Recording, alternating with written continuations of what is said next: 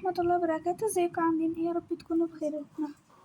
ازيكم عاملين ايه؟ يا رب تكونوا بخير. النهارده الفيديو عبارة عن ده تحديث المخبز. هعمل بقى اسرار المخبز. يلا بينا. اول حاجة هنروح المكان اللي احنا بنطبخ فيه ده. دي هنروح عند التلاجة الكبيرة دي، هناخد الطاقية الصغننة ديت.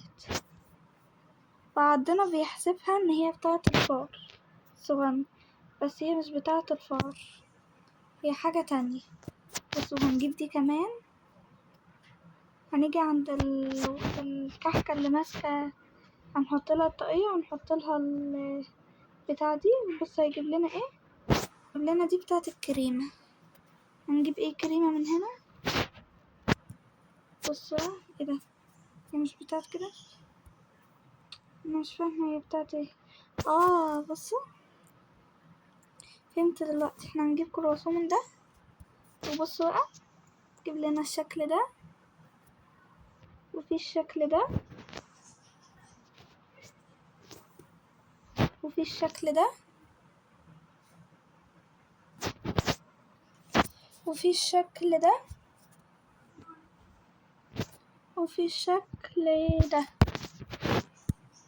ودول الخمس اشكال اللي احنا طلعناهم من البتاع دي.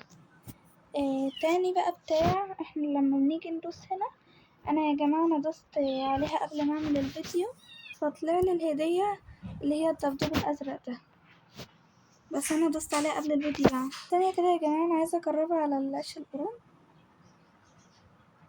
طب اجربها على دي. طب هو ما بيجربش مع حاجة غير البتاع ده بس، كرواسون. طب توست.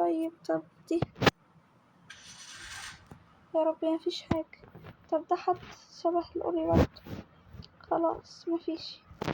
تاني بقى مكان هنروحه هو ايه؟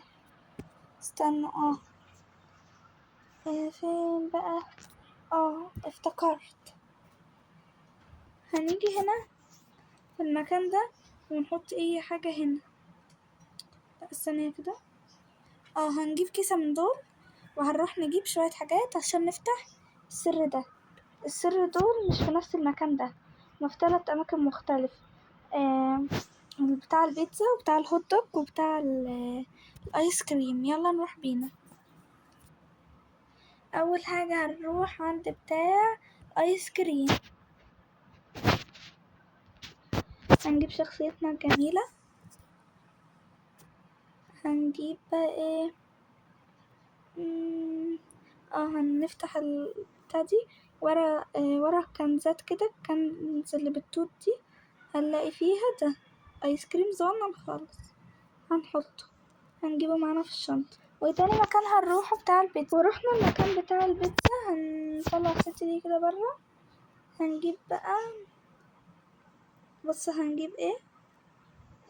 هنجيب دي البيتزا الصغننة دي. وبعدين هنروح تاني مكان الهوت دوج. اوكي رحنا الهوت دوج، وهنفتح الكيسة ونحط الهوت دوج الصغنن ده، ونروح لمحل الايس كريم. وصلنا للمخبز يا جماعة زي ما انتم شايفين كده. واول حاجة هنحطها الايس كريم، بعدين هنحط البيتزا، بعدين هنحط البتاع. بصوا واو جميلة قوي. بصوا عصير، وين عصير